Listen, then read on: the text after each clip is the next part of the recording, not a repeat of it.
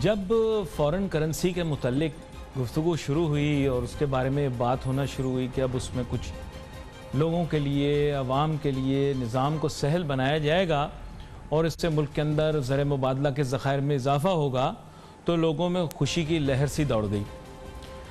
बैनुल-अक़वामी सतह के ऊपर भी एक अच्छी चीज़ हुई कि जो हमारे ओवरसीज़ पाकिस्तानी हैं उनके लिए आसानियाँ पैदा की जाएंगी और जनाब वाला आपको पता है कि गैर रिहायशी पाकिस्तानी जो हैं वो उसका बेनिफिट उठा पाएंगे।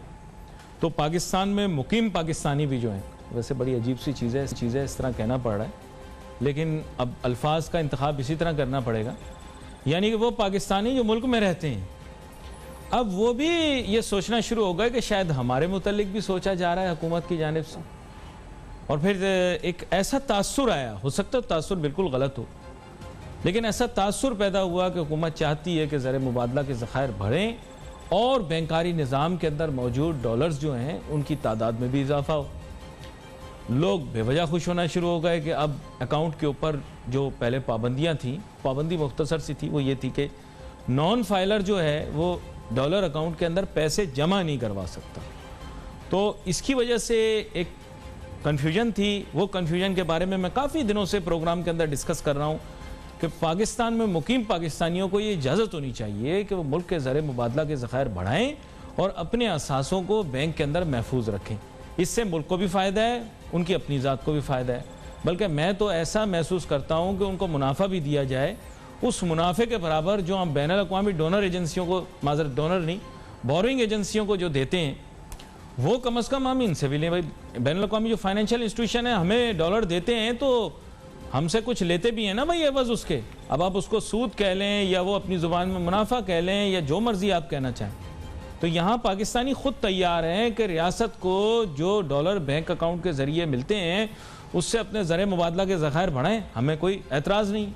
लेकिन हुकूमत ने ख़ुद कदगन लगा रखी है, पाबंदी लगा रखी है कि नॉन फाइलर डॉलर के अकाउंट, इस पर पहले लोगों को बड़ा कॉन्फिडेंस था। FE25 जब हुआ तो लोगों में कॉन्फिडेंस आ गया कि अब डॉलर का अकाउंट खोलेंगे तो हमें खुली आज़ादी होगी, क्योंकि आपको पता है कि 28 मई 1998 मुल्क के लिए बड़ा अहम दिन था। उस दिन हमने जौहरी तजर्बे किए, लेकिन साथ ही जो है वो हमने डॉलर की तरसील और इन सब चीज़ों के ऊपर पाबंदी लगा दी। बहुत बड़ा स्कैंडल बना कि शायद जो हुक्मरान थे इस मुल्क के उन्होंने डॉलर आगे पीछे किए। लेकिन खैर इस मौजू पर हम बात करेंगे और ये भी, इसके बारे में भी मैं चाहूँगा वजाहत मिल जाए, क्योंकि वजाहत आ भी गई है। अब बोला इसमें कोई अब तब्दीली नहीं, मुझे बताया गया अभी, वो जो शोबा तहकीक ने भी बताया, उसके अलावा अखबारों में भी आया है, वजाहत आ गई। उसको बताने का तरीका मुख्तलिफ है, लेकिन वजाहत उन्होंने कर दी कि भाईजान इतनी कोई तब्दीली नहीं की, आज भी नॉन फाइलर की वही हैसियत है जो कल थी। अगर आप बेवा हो, बुजुर्ग हो, बावर्ची खाने में रहने वाली खातून हो जो पूरा दिन सिर्फ रसोई से बाहर नहीं निकलती, तो आप जनाब कोई अकाउंट खोलें, उसमें जमा कुछ नहीं करा सकते हम। हाँ, तो बात यह है कि मुल्क के इकोनॉमी के बारे में भी हमने सोचना है। मेरे साथ ब्रेक के बाद ज्वाइन करेंगे स्काइप के ज़रिए जनाब डॉक्टर शाहिद हसन सिद्दीकी साहब। उनसे मैं बहुत सारी वजाहतें लूँगा और मैंने उनसे कुछ बात इस हिसाब से भी करनी है। तो मेरे ख्याल गुफ्तगू का आगाज़ मैं कर लेता हूँ, सवाल मैं पहला कर लेता हूँ, फिर उसके बाद में ब्रेक ले लेते हैं। तो डॉक्टर शाहिद हसन सिद्दीकी साहब, ये एक बड़ा प्रेसिंग सब्जेक्ट है और आपसे पहले भी इस मुतालिक गुफ्तगू हुई थी। बात कुछ ऐसी है कि पहले कुछ गैर वाज़ेह थी बात, इस तरह तासुर दिया गया कि जनाब मुल्क के अंदर दोबारा से वो, जैसे एक ज़माने में कहते थे ना ओपन स्काई पॉलिसी, उस तरह की सिचुएशन क्रिएट होने वाली है और हमारे यहाँ जो है वो डॉलर की तरसील, उसका इस्तेमाल, उसकी देख रेख, ये तमाम चीज़ें जो हैं इसमें काफ़ी हद तक आज़ादी आ जाएगी। फिर वजाहत आ गई, चीज़ें वहीं की वहीं हैं। तो थोड़ा आप वाज़े कर देंगे तस्वीर को ताकि पता लग जाए कि मामला है क्या। देखिए, पहले हम ये समझ लें कि ये सूरत हाल की संगीनी है क्या। इस वक्त पाकिस्तान में ये हुआ है गुज़िश्ता 27 ईयर्स से कि लोगों ने चोरी का पैसा, टैक्स चोरी का पैसा, रिश्वत का पैसा और जायज़ पैसा भी, उससे खुली मंडी से जाके डॉलर ख़रीदे, उसको अपने अकाउंट में जमा कराया फॉरेन करेंसी अकाउंट में और उस पैसे को बाहर भेज दिया। मेरा जो शोर, परेशानी और एतराज़ रहा है कि 165 अरब डॉलर पिछले 27 बरसों में पाकिस्तान से बाहर चले गए। बट थ्रू लेजिटिमेट मींस, इसको थोड़ा क्लैरिफाई कर दें, but by through legitimate and banking channels, है ना? बैंकों के खातों के जरिए, बिल्कुल सही आपने पॉइंट आउट किया, ये अच्छा आप क्लैरिफाई कर देते हैं। लोगों ने खुली मंडी से डॉलर खरीदे, उसमें चोरी का पैसा भी था, स्मगलिंग का भी था और जायज पैसा भी था। उस पैसे को बैंकों में जमा कराया, डॉलर को या पौंड को फॉरेन करेंसी अकाउंट में, और पाकिस्तानी कानून के तहत उस पैसे को बाहर भेज दिया। हमारा एतराज ये था कि जमा कराना तो ठीक है, जब आप पैसा बाहर भेज रहे हैं तो पाकिस्तानी कौम को, हर फर्द को सोचना है और आपको एजुकेट करें मेहरबानी करके कि मेरे मुल्क से अगर बैंकों के जरिए इस तरह 165 अरब बाहर चले गए तो मेरे ऊपर जो कर्जा मुल्क पर है वो तो 113 अरब डॉलर है। यानी अगर आप तालीम या सेहत के अलावा इस पैसे को बाहर ना जाने देते तो आपके ऊपर तो कर्जा ही नहीं होता 113 अरब डॉलर का, ना IMF का, ना वर्ल्ड बैंक का, ना किसी और का। तो मुल्क कहाँ होता? मुल्क 10% से तरक्की कर रहा होता। अच्छा, एज एन इंटरनेशनल बैंकर आपसे मैं एक चीज पूछना चाहूंगा। जाहिर बात है you can identify the risks and you have very well, मतलब बड़ा अच्छे तरीके से आपने हाईलाइट कर दिया कि इशू तरसील में था। मुझे ये बताएं व्हाट इज द रिस्क कि अगर एक नॉन फाइलर जो है वो अपने ही बैंक अकाउंट में डॉलर जमा करवा दे, तरसील ना करे, कोई रेमिट नहीं कर रहा, तो इसमें क्या खामी खराबी है वर्सेस वो वही डॉलर ओपन मार्केट से खरीद के लॉकर में रख ले या अपने तकिए के नीचे रख ले? क्या वो बेहतर है या बैंक अकाउंट में जमा करवा दे वो बेहतर है? ये एक बड़ा कंटेंशियस इशू। प्रॉब्लम ये है कि हुकूमत ताकतवर तबकों के मुफाद पर ये नहीं चाहती कि बैरूनी करेंसी के खातों पर कोई रेस्ट्रिक्शन लगे। वो आपने ओपन स्काई कहा, हुकूमत ताकतवर तबकों को खुश रखने के लिए चाहती है कि जो उनके जो फॉरेन करेंसी अकाउंट्स हैं वो उसमें पैसा, आप जो कह रहे हैं उससे वो रुक जाता। मगर मैं आपको एक बात बता दूं कि अब तमाशा जो इस मुल्क में हो रहा है, हुकूमत को सोचना पड़ेगा, ये खेल नहीं चलेगा ऐसे कि मैंने जो है फाइलर बना और मैंने 100 रुपए का इनकम टैक्स दे दिया, अब मैं फाइलर हो गया। चलिए मैं आपसे इसकी मजीद वजाहत लेता हूं, दूसरा FATF का मौजूद साथ जोड़ने की कोशिश करता हूं। भले कल तो हमें बड़ी रिलीफ थी, हम तो ऐसा महसूस कर रहे थे मसला हल हो गया, लेकिन आप प्रोग्राम के आगाज से पहले बता रहे थे कि ऐसा नहीं है। Let's take a short break.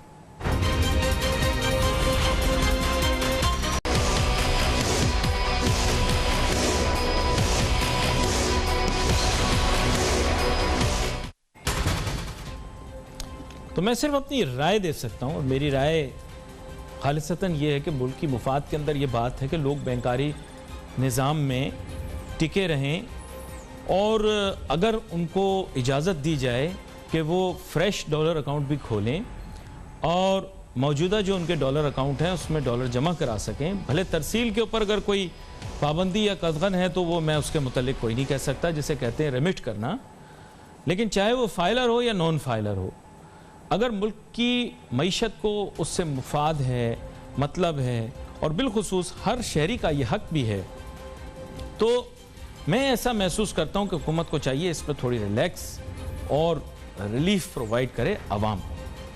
लेकिन मैं ऐसा महसूस कर रहा हूँ कि वो रिलैक्सेशन नहीं है। शायद FATF के कवानीन कवायद की वजह से ये कर रहे हैं या कोई और वजह होगी, मैं कुछ कह नहीं सकता इतनी कोई, लेकिन मैं कुछ इसके मुतालिक अब अपनी राय और नहीं बयान करूंगा। मेरी अपनी ज़ाती राय ये है कि चाहे फाइलर हो नॉन फाइलर हो, उसको डॉलर अकाउंट खोलने की इजाज़त हो और उसके अंदर पैसे जमा करवाने की इजाज़त हो, निकालने की भी इजाज़त हो।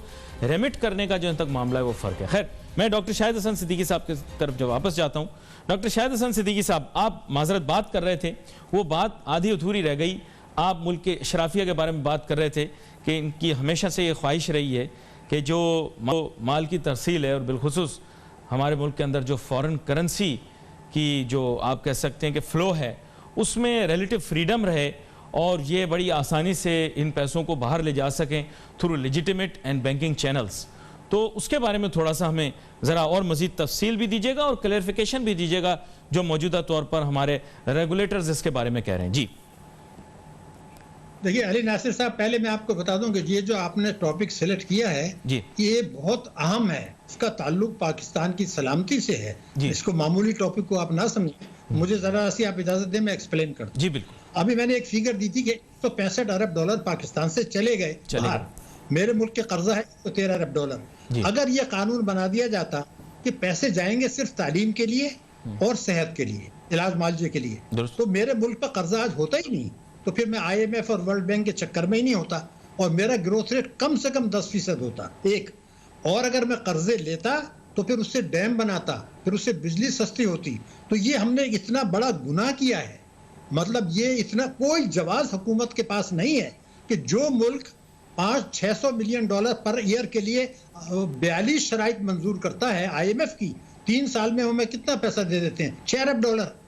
तो उसके लिए हम उनके पास घुटनों के बल जाते हैं और अपने मुल्क से 165 अरब डॉलर बाहर भेज दिया। अब मैं कई नुकात उठाना चाह रहा हूँ एक एक जुमले में। पहली चीज़ है कि इमरान खान साहब जब तशरीफ लाए थे, वज़ीर-ए-आज़म बने, तो उनसे पहले उनका वायदा था कि मैं लूटी हुई दौलत वापस लाऊंगा बाहर से। उसके बजाय उन्होंने एमनेस्टी दे दी ताकतवर तबकों के दबाव पर और ये कहा जी पैसा बाहर ही रहने दें, चलिए बात खत्म हो गई। अब जब आप तो लूटी हुई दौलत बाहर लाने की बात कर रहे थे, ताकतवर तबकों के दबाव पर आपने एमनेस्टी दे दी, चलिए बात खत्म हो गई। कम से कम जो मेरे मुल्क से पैसा बाहर जा रहा है उसको तो खुदा के लिए रोकें। तो मेरा पहला सवाल प्राइम मिनिस्टर से, इस हुकूमत से कि जो डॉलर मुझे चाहिए हैं, आप इस डॉलर को बाहर खुली इजाजत क्यों दे रहे हैं? आप नहीं दें, भारत में इजाजत नहीं है। आप ये कहें कि जिसको इलाज के लिए पैसा चाहिए रुपए लेके बैंक में जाए और उसको इजाजत हो, थोड़ा बहुत पैसा चला जाए। अगर ये पैसा रुक जाए तो हमारी मईशत कहाँ होती, अवाम की सूरत हाल क्या होती? कोई जवाब नहीं है कि ये पैसा बाहर जाने की। मुख्तसर सी एक बात कर दूं, मैंने कहा मैं वजीर आजम इमरान खान साहब का दिफा तो नहीं कर रहा, लेकिन मैं आपके सामने नुक्ता रख रहा हूं। बुनियादी तौर पे उन्होंने खुद ये फैसला नहीं किया, बल्कि उनके अतालिक ने, उनके एडवाइजर्स ने शायद उनको ये कहा कि बाहर पड़ी हुई सारी दौलत को वापस लाना मुश्किल है, इसलिए बेहतर ये है कि इस निज़ाम को सहल और इम्प्लीमेंटेबल बनाने के लिए डिक्लेयर करवा लिया जाए और उसके ऊपर जो है वो टैक्स वसूल कर लिया जाए, तो वो मुनासिब रहेगा। ये मैं एक दिफा तो नहीं कर रहा, लेकिन मैं आपको उनका नहीं जी नहीं, मैं ये नहीं है, मैं आपसे अर्ज कर, फिर ये टॉपिक हमारा दूसरा चला जाएगा, क्योंकि ये टॉपिक है। मगर एक जुमला मैं बता दूं, पाकिस्तान में मुझे बता दें आदमी जिसने पब्लिकली ये मुतालबा किया हो कि उस पैसे को बाहर ही रहने दें।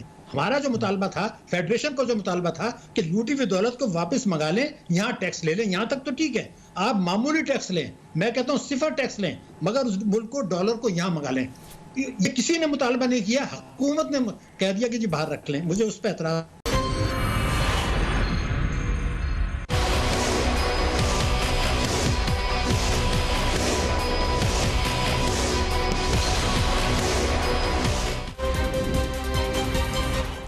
इस मौजू पर हमने बात की कि जनाब ये फ़ॉरेन करेंसी के मुतल्लिक मुल्क के अंदर इसकी तरसील और इसको रखने पर और बैंकारी निज़ाम के अंदर इसको किस तरह से लेकर आगे चलना है, इसके मुतल्लिक तो बात हो रही है और आगे आने वाले दिनों के अंदर मैं कोशिश करूँगा बात करूँ।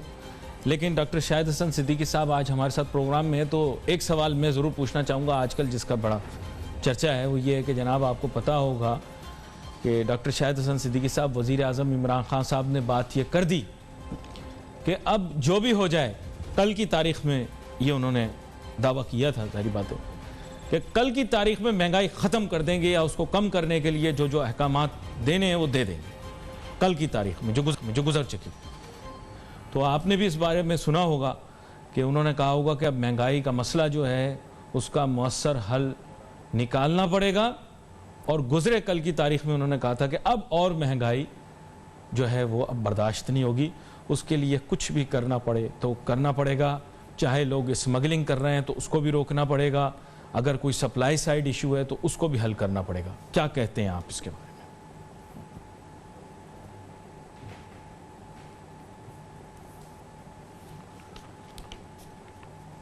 आवाज़ मेरे तक नहीं पहुंच रही डॉक्टर शाहिद हसन सिद्दीकी साहब की, मैं दोबारा से कोशिश करता हूँ जोड़ूँ ताकि आवाज़ उनकी मुझ तक आ सके। मेरे ख्याल बीच में जी डॉक्टर शाहिद हसन सिद्दीकी साहब, माजरत, आप दोबारा से अपना जवाब शुरू कीजिए। जी मैं आपसे ये कर रहा था, एक दो जुमले बताना चाह रहा हूँ कि जो आपने फाइलर की बात की, इसमें बड़े पैमाने पर फ्रॉड शुरू हो गया है। अच्छा। यानी एक आदमी जिसने नील रिटर्न दे दी कि मेरी कोई आमदनी नहीं है और वो फाइलर बन गया, या 100 रुपए टैक्स जमा करा दिया, वो फाइलर बन गया, और वो 5-10 लाख रुपए बाहर भेज रहा है बैंकों के थ्रू, डॉलर्स। तो आप ये देखिए कि सरमाए का फरार जो है वो तेज हुआ है। अब अगर आप पता करें, दुबई वगैरह में प्रॉपर्टीज ज्यादा परचेज हुई हैं। उसका एक और सबूत आप देखेंगे कि हमारा करंट अकाउंट डेफिसिट 20 अरब डॉलर से 3 पर आ गया, उसका कहीं कोई रिफ्लेक्शन नजर नहीं आ रहा। तो मेरे दो एतराजात हैं, आप जमा किसी को भी करने दें, पाकिस्तान से बाहर पैसा भेजने की इजाजत न फाइलर को हो न नॉन फाइलर को हो। सिर्फ जो आदमी को इलाज के लिए चाहिए वो रुपए लेके बैंक में जाए, जिसको तालीम के लिए चाहिए वो सबूत पेश करे और बैंक उसको पैसे को भेज दें। इस पैसे को अगर आप रोक देते हैं फ्लाइट ऑफ कैपिटल को, तो पाकिस्तान की मईशत में इतनी तरक्की आएगी कि आप IMF को खुदाफिज कह सकते हैं और डैम्स बना सकते हैं। सिर्फ एक तब्दीली कर दें कि खुली मंडी से डॉलर खरीद के पैसा बाहर नहीं जाएगा, एक चीज। और ये सर्कुलर इशू कर दिया 6 अक्टूबर को मिनिस्ट्री ऑफ फाइनेंस ने, उसमें कुछ एम्बिग्यूटी रख दी थी। अब स्टेट बैंक ने जो क्लेरिफिकेशन दी वो फिर उसने कहा जी पुराना, उसके अंदर ये था 6 अक्टूबर में कि खुली मंडी से खरीदी हुई कोई चीज डॉलर अकाउंट में जमा ही नहीं हो सकती। सिर्फ एक जुमला लिख दिया था चालाकी के साथ ब्यूरोक्रेसी ने कि जो स्पेशल परमिशन है उसके तहत दे दें। अब वो स्पेशल परमिशन स्टेट बैंक ने वजाहत करके वही फ्लड गेट खोल दिया, फ्लाइट ऑफ कैपिटल होता रहेगा। इसको बंद करना होगा, पैसा मेरे मुल्क से बाहर नहीं जाना चाहिए। मैं सिर्फ एक ही दरखास्त कर रहा हूँ, एक, कोई पैसा बाहर नहीं जा सकता सिवाय इलाज मालजी और तालीम के। फाइलर हो नॉन फाइलर हो, कोई नहीं जाए पैसा। उस पैसे को रोकें ताकि आप IMF को खुदाफिज कह सकें, नंबर 1। अब आपने दूसरा सवाल उठाया महंगाई का। जी जी, देखिए बात ये थी कि महंगाई जो पाकिस्तान में बढ़ी है वो क्यों बढ़ी है। एक तो ये था कि आपका जो टैक्सों का निज़ाम है उसमें इनडायरेक्ट टैक्सेशन है, GST है, यूटिलिटीज के नर्ख हैं। अगर आप 17% GST लेते हैं, बिजली गैस और पेट्रोल के नर्ख जो है बढ़ाते हैं, 30 रुपए पेट्रोलियम लेवी लेते हैं, रुपए की कदर को आप गिराते चले जाते हैं, तो मुझे आप ये बजट खसारा आपका बहुत ज्यादा रहता है। तो कौन सी दुनिया की ताकत है जो महंगाई को रोक सकती है। आप ये समझे कि हनीमून खत्म होने का जमाना आ रहा है। IMF ने दिसंबर के बाद से आपको धेला नहीं दिया है, उनका प्रोग्राम अमलन सस्पेंडेड है। अब मुज़ाकरात शुरू हुए हैं, मेरे ख्याल से तो अक्टूबर में मामला तय पाए जाएंगे। IMF का मुतालबा सामने आ गया है कि आप। अच्छा नाजरीन, welcome back after the break. बात कुछ ऐसी है कि ब्रेक पे जाने से पहले हमने 2 मौजूआत पे बात की, बड़ी मुख्तसर सी बात करूंगा। डॉक्टर शाहिद हसन सिद्दीकी साहब से भी बात हो रही थी। मेरे ख्याल से इन 2 चीज़ों को हुकूमत को चाहिए कि अलहदा रख दें, खाते और तरसील। खाते मायने अकाउंट्स, फॉरेन करेंसी अकाउंट्स को अलहदा रखें और फॉरेन करेंसी रेमिटेंसेस को अलहदा रखें। इस पर क्लैरिटी होनी चाहिए। और अगर इस वक्त ministry of finance, minister of finance, secretary finance notes ले रहे हों या स्टेट बैंक से कोई देख रहा हो, उनके ऑफिस से कोई देख रहा हो, तो वो नोट्स लें। देखें बात यह कि you need to treat foreign currency accounts separately, differently and treat foreign currency remittances differently. Inward जो रेमिटेंस आ रही है फॉरेन करेंसी के अंदर वो मुल्क के लिए बेनिफिशियल है, जो जा रही है वो मुल्क के लिए इतनी बेनिफिशियल नहीं है। ताहम आजकल की आज़ाद जदीद मईशत के अंदर ये मुश्किल है कि हम तरसील पे मुकम्मल रोक लगा दें। साथ ही साथ जो है वो खातों के अंदर हमें रिलीफ देनी चाहिए, आसानी मुहैया करनी चाहिए सबको अक्रॉस द बोर्ड। यहाँ पर we wait for messages on Facebook. Ali Nasir हमारी टीम को इजाज़त दीजिए। अल्लाह हाफ़िज़।